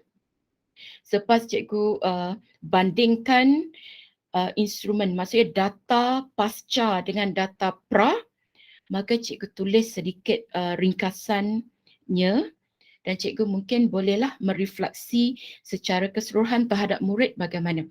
Keberkesanan intervensi terhadap pencapaian. Kalau intervensi cikgu berjaya, maka dengan bangganya cikgu perlu menulis intervensi ini telah berjaya meningkatkan pencapaian murid bagi topik sekian-sekian-sekian. Okey, tingkah laku dan motivasi murid juga meningkat sewaktu mempelajari topik tersebut. Mungkin cikgu ada buat instrumen soal selidik ke selepas ujian tu, maka cikgu boleh memberi refleksi yang begitu pada kesimpulan cikgu. Jangan lupa untuk refleksi terhadap diri cikgu sendiri, perasaan cikgu selepas menjalankan kajian tindakan. Okey, mungkin cikgu rasa bahawa instrumen yang cikgu gunakan itu adalah sesuai digunakan bukan sahaja kepada anak murid cikgu, mungkin kepada anak murid ataupun pelajar-pelajar dan murid-murid yang berada dalam situasi persekitaran yang sama. Mungkin pada murid-murid bandar, mungkin kalau anak murid cikgu murid kampung, maka pada situasi sekolah di kampung. So cikgu kena nyatakan perasaan dan persepsi cikgu terhadap keberkesanan intervensi tersebut. Okay, ataupun cikgu merasakan intervensi tersebut boleh ditambah baik. Maka cikgu jelaskan di situ. Cikgu rangkumkan kesimpulan melalui keseluruhan daripada refleksi, kemudian objektif cikgu, kumpulan sasaran cikgu, daripada instrumen yang cikgu gunakan, analisis data yang cikgu perolehi, kemudian dari segi intervensi yang cikgu gunakan, keberkesanan intervensi cikgu, cikgu rangkumkan menjadi satu paragraf kesimpulan berserta beberapa rujukan. Okey, mungkin intervensi ini juga sudah dicadangkan oleh pengkaji yang lain. Okey, tetapi dilaksanakan di negara yang lain. Maka sesuailah saya cadangkan intervensi ini untuk digunakan kepada murid sekolah tingkatan 3. Okey. Baik. Yang terakhir. Lega saya. Cikgu pun dah bosan agaknya mendengar perkongsian saya hari ini. Yang 6.0 cadangan kajian lanjutan paling senang cikgu. Pass button saja. Cikgu dah rasa berat, dah tak sanggup dah nak membuat kajian tindakan yang baharu ataupun intervensi cikgu gagal.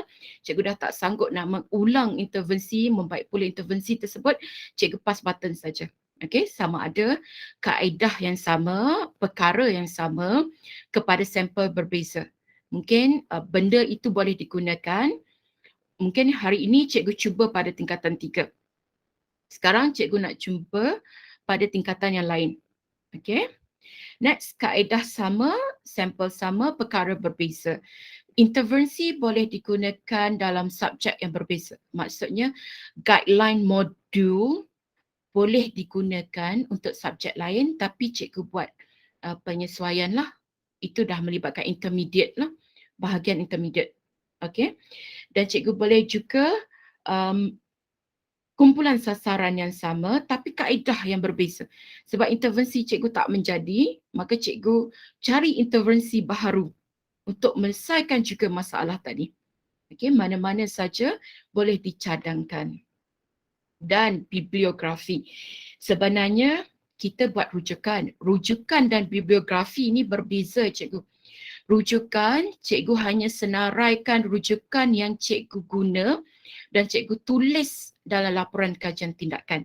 Okey, bila cikgu tulis rujukan, nampaklah sikit rujukan cikgu. Sebab itu KPM minta cikgu tulis bibliografi. Bibliografi ni semua yang cikgu baca walaupun cikgu tak masukkan dalam laporan, cikgu boleh tulis. So nampaklah banyak sikit rujukan yang cikgu buat semasa menjalankan kajian tindakan ini. Okey. Kalau bibliografi dah sehingga 5 muka surat, maka cikgu berubahlah kepada rujukan.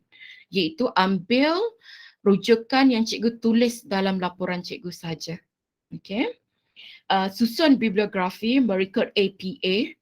APA standard rujukan, penulisan rujukan dari bentuk dari abjad A sehingga Z. Okey. Cikgu boldkan tajuk, mungkin tajuk buku, tajuk jurnal. Okey. Kalau cikgu tulis pakai Microsoft Word, ada bahagian bibliografi, cikgu tekan saja dekat situ. Cikgu masukkan maklumat, dia akan tolong settingkan bibliografi kepada cikgu. Senang saja cikgu. Hari ini komputer tolong buat untuk cikgu. Okey, tamat saya punya perkongsian. Sekejap saya nak kena stopkan. Okey. Baik. Saya serahkan kembali kepada Puan Moderator. Terima kasih semua. Terima kasih Dr. Fatin. Satu penerangan yang sangat detail, sangat menakjubkan. Ada beberapa soalan yang saya ingin bertanya sebelum tu. Soalan daripada Puan Nazira, bolehkah kalau saya buat kajian lanjutan dari kajian tindakan guru yang lain ke atas sampel saya? Boleh cikgu. Boleh, tapi seperti yang saya katakan, cikgu perlu kredit kepada kajian tindakan yang lepas. Okey, boleh cikgu. Tak ada masalah. Okey. Okey, ada lagi soalan daripada yang lain? Ini soalan daripada saya lah. Biasanya berapa lama tempoh seorang guru tu untuk buat satu kajian tindakan? Okey, yang baik. Ia bergantung cikgu. Bergantung satu kepada masalah cikgu. Saya tak boleh beri masa berapa limit time atau exact time untuk cikgu sempurnakan sebuah kajian tindakan. Ia bergantung kepada masalah yang cikgu utarakan, fokus kajian yang cikgu utarakan, dan juga adakah cikgu melaksanakan tahap pemula ataupun pertengahan ataupun secara pakar. So kalau pemula di mana cikgu mengambil instrumen dan intervensi yang sedia ada dan masalah cikgu tidaklah terlalu rumit, ia boleh dijalankan dalam masa seminggu. Okey, untuk pentadbiran ujian, pentadbiran instrumen pra, kemudian laksanakan intervensi, pentadbiran instrumen pasca selama seminggu dan penulisan laporan cikgu untuk minggu berikutnya. Okey, pelaksanaan kajian selama seminggu, kemudian penulisan selama seminggu. Dalam tempoh 2 minggu, cikgu dah boleh menghasilkan 10 muka surat laporan kajian tindakan. Okey, ada soalan lagi? Ada soalan daripada guru-guru lain?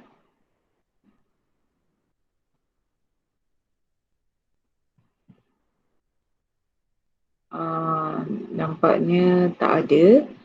Tapi soalan lagi daripada saya, sebab sekarang ni musim pandemik, musim daripada macam mana kita nak uji pelajar tu, sebab ada setengah pelajar kita nak jadikan dia sebagai sampel kita, tapi susah untuk kita kejar dia. Kalau macam di sekolah kita boleh minta dia jawab exam, jawab soalan yang kita nak.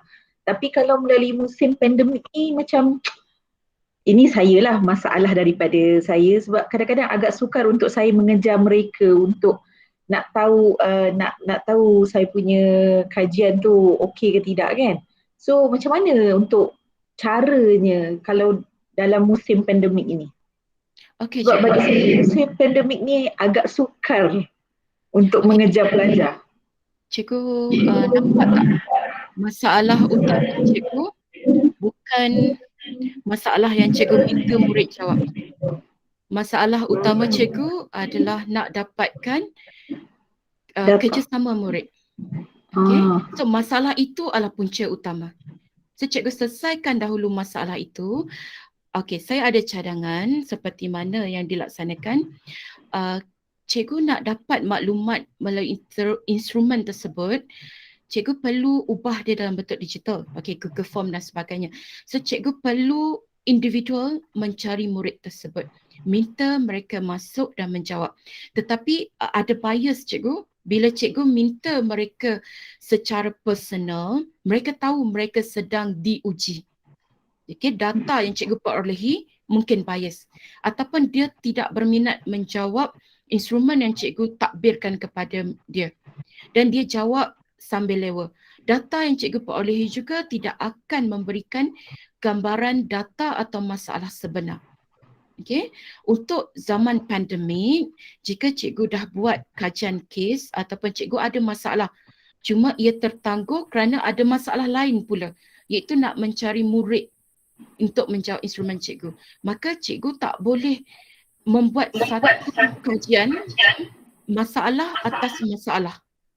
Boleh cikgu faham tak saya punya pendekatan? Cikgu kena selesaikan masalah yang kritikal dahulu, iaitu murid hilang, missing in action. Itu masalah utama cikgu. Okey? Itu satu caralah.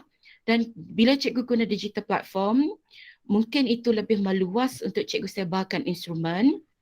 Dan andai kata hanya beberapa orang saja, saya percaya murid-murid cikgu Saidatul beberapa kerat saja yang bermasalah begitu. Jadi cikgu carry on dengan the rest of the students. Jangan kerana segelintir kita abaikan yang selebihnya. Cikgu guna saja data yang cikgu perolehi daripada murid yang menjawab instrumen cikgu. So cikgu laporkan yang itu saja.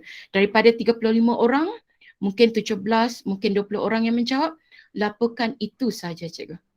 Okey, jangan kita terbeban dengan sesuatu yang di luar kawalan kita. Okey, saya harap ia dapat menjawab soalan cikgu. Okey, terima kasih Dr. Fatin, penerangan yang sangat bagus. Ada lagi cikgu-cikgu?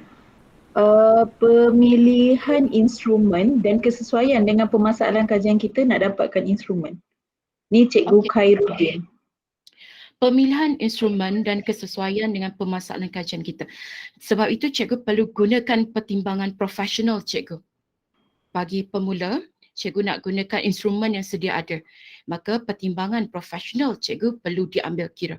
Adakah instrumen cikgu gunakan itu sesuai untuk kelompok sasaran? Maksudnya murid cikgu, standard kandungan cikgu. Jika tak sesuai, cikgu cari lagi. Kalau tak jumpa, cikgu buat penyesuaian. Maka cikgu dah mulakan tahap kedua, iaitu tahap pertengahan.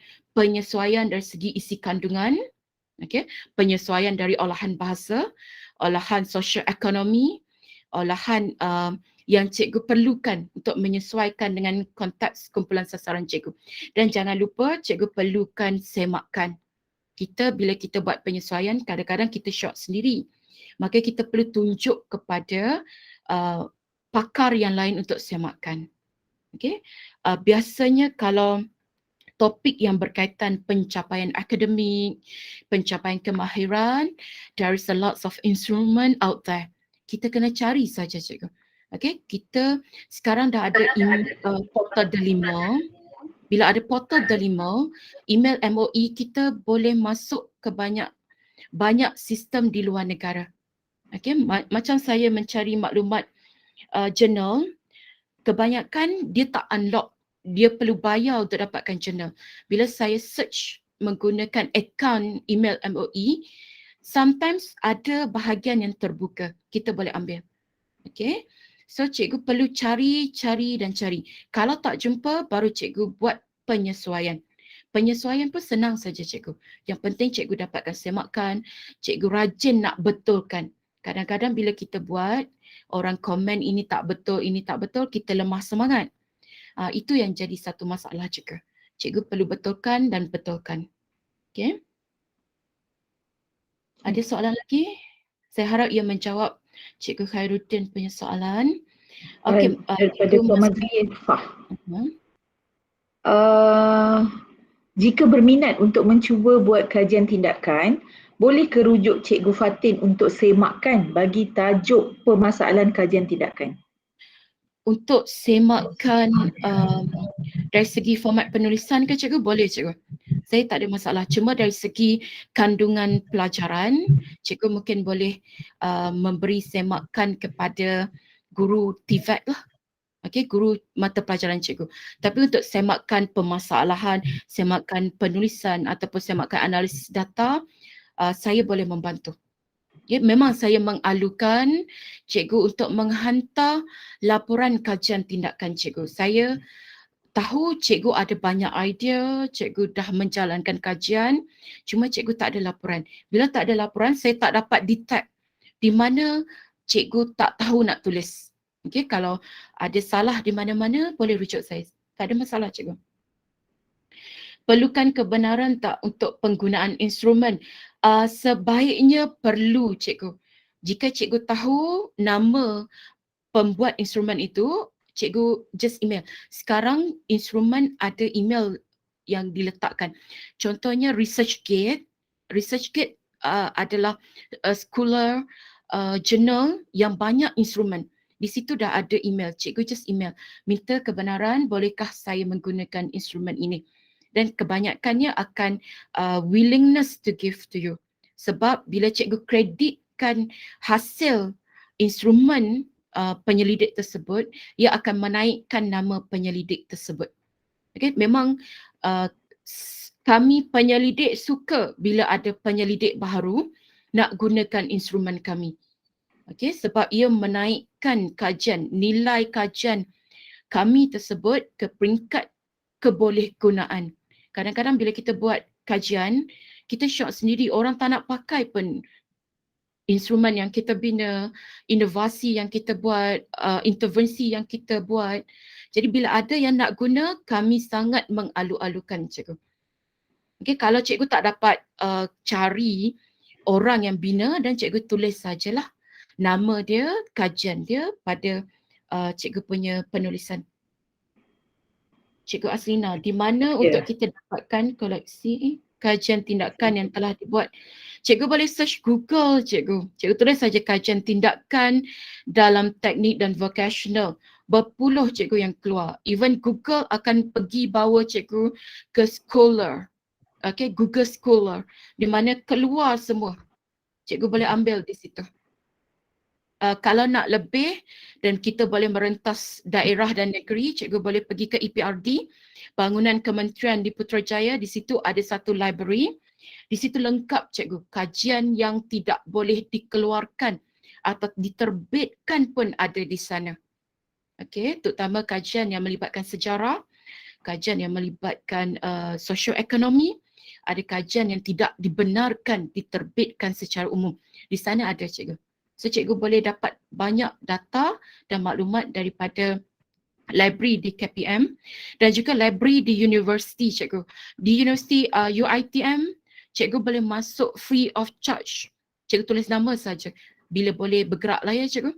Dan juga library di negeri Selangor. Ada di Sunway, Bandar Sunway pun ada. Di pusat-pusat sumber tersebut menyediakan platform digital untuk cikgu cari jurnal.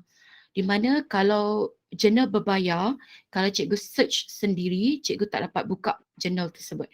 Tapi melalui pelayar ataupun portal di library, di perpustakaan, terutama perpustakaan universiti, cikgu boleh buka. Okey.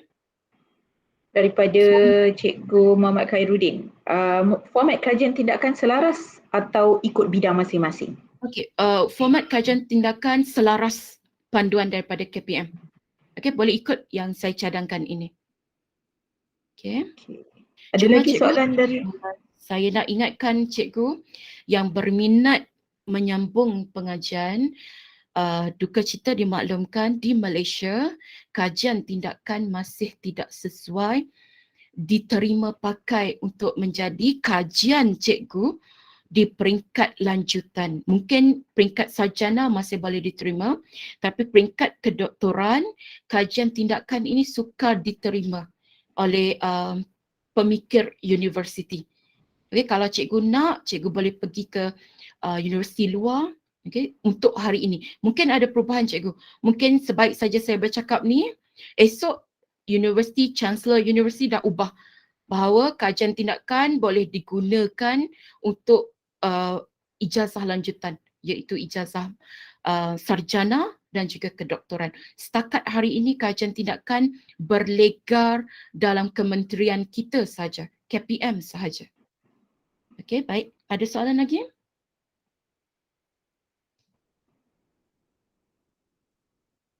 Saya harap semua faham ya, dan saya mengalukan cikgu untuk menulis laporan kajian dan menghantar. Saya bercita-cita untuk mengkompilasikan semua laporan kajian cikgu sebukti untuk dijadikan sebagai asas kepada pembentukan dan pembudayaan kajian tindakan. Setakat hari ini kita ada beberapa saja cikgu laporan kajian tindakan. Bila kita boleh bukukan, kita boleh letak di pusat sumber kita. Jadi kita ada satu data yang banyak.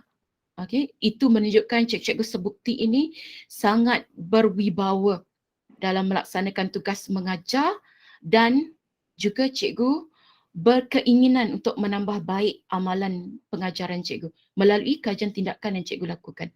Cikgu boleh cari saja kajian tindakan orang dan cikgu cuba buat kajian cikgu. Okay? Bermula dengan benda yang senang. Bermula dari diri cikgu, dari perkara yang senang dan bermula pada waktu sekarang. Okay, cikgu jangan bertangguh. Baik, ada soalan lagi?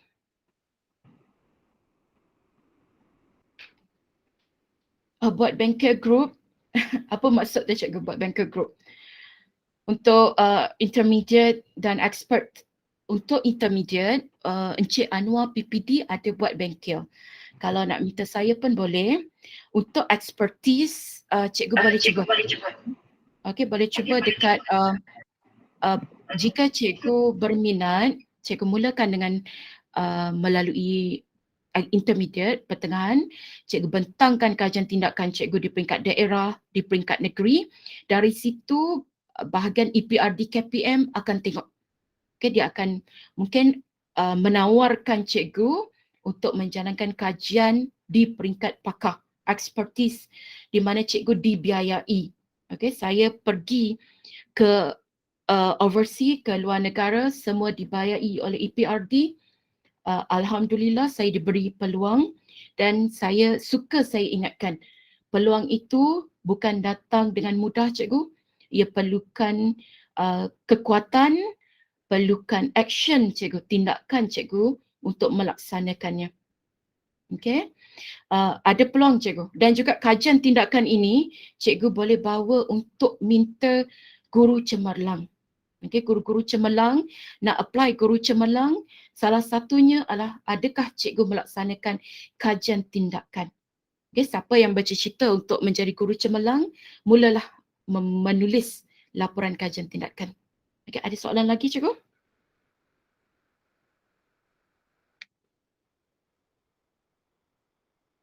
Okey, untuk Cikgu Khairuddin buat banker group, insya-Allah cikgu. Saya akan pertimbangkan sekiranya ada permintaan, dan untuk masuk intermediate, saya perlukan cikgu telah membuat beginners punya fasa. Jangan masuk tanpa ada apa-apa. Cikgu akan lost pada intermediate sebab membuat penyesuaian bukan semudah yang dicakapkan. Okey, penyesuaian perlu kita timbangkan banyak aspek. Okey, baik cikgu. Ada apa-apa soalan lagi? Saya kembalikan kepada moderator hari ini, Cikgu Syahdatul. Terima kasih semua. Terima kasih kepada Dr. Fatin. Sebelum kita tutup, saya tanya lagi sekali, ada apa-apa lagi soalan yang ingin dikemukakan?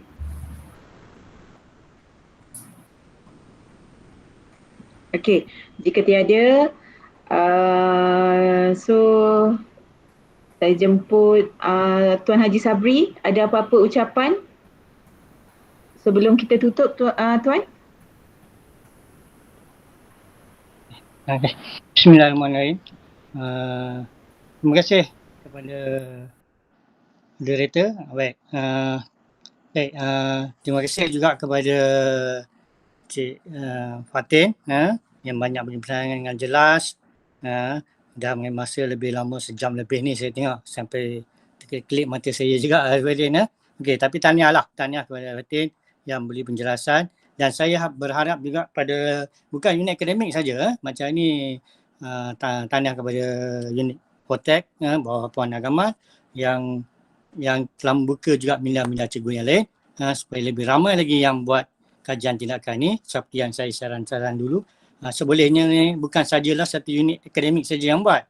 Boleh-boleh dalam kajian tindakan ni ada unit daripada HAM, unit daripada co-curriculum. Encik Karudin nampak tu dah banyak minat, dia pun dah pada. Cuba buatlah satu tentang kajian tindakan tentang unit co-curriculum. Kemudian unit HAM banyak, Puan Emilia tu ada, Cik Syukur pun pernah buat, tapi selalu dia dah stop dah nampak tu. Dia cuba ambil juga apa yang disarankan, kita perbanyakkan banyak kajian tindakan. Okey, itu yang seloknya macam itulah. Tiap-tiap unit malah dalam kurikulum tu ada bidang-bidang je lah. Bidang rotek, okey macam ni dah ada. Bidang kemanusiaan, bidang sains dan tekno. Okey, jadi masing-masing unit tu kalau ada dengan kajian tindakan tu maka kita perbanyakkan. Baru ni saya tengok pun Cik Kamara pun dah mula buat. Okey, tapi apa yang dia buat tu tolong kumpulkan dan bagi pada Fatih, dan kemudian benda-benda itu kita masuk maklumkan kepada unit ya, Cik Kamara. Masuk dalam bidang masukkan ke PPD, kita masuk dalam kajian tindakan dia. Okey, saya serah pada Puan Naga lah sebab dia punya ni, biar dia buat penutup lah. Saya bagi itu aja. Puan Naga teruskan. Boleh Puan Naga? Ya Tuan. Okey, terima kasih Puan Naga. Ya. Ada apa-apa soalan tak? Kita dah jam 5.18 ni. Kalau ada apa-apa soalan dari guru-guru. Okey, kalau tak ada boleh tak kita tamatkan PLC kita pada jam 5.18 petang. So kita Terima kasih saya ucapkan kepada Dr. Fatin, penerangan yang sangat jelas. Okey, itu saja dari saya. Saya serahkan semula kepada Tuan Pengurus Majlis. okey, terima kasih kepada Puan Agama. Sebelum kita berpisah, boleh tak kita tangkap gambar dahulu sebagai kenang-kenangan di bidang teknik dan vocational. Boleh semua buka kamera? Kita buka kamera. Siapa yang nak tangkap gambar?